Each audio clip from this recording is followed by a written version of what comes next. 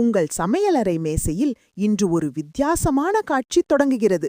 5 சத்துமிகு மீன்கள் மனித உருவில் உயிர் பெற்று உங்கள் முன் நிற்கின்றன. ஒவ்வொருவரும் தனித்துவமான குணமும் சக்தியும் கொண்டவர்கள்.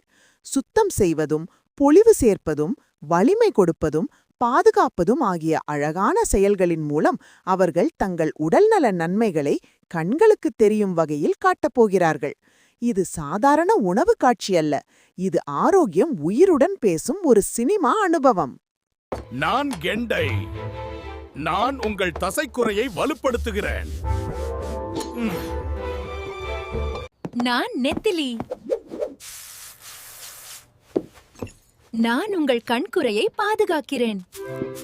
நான் வஞ்சிரம்.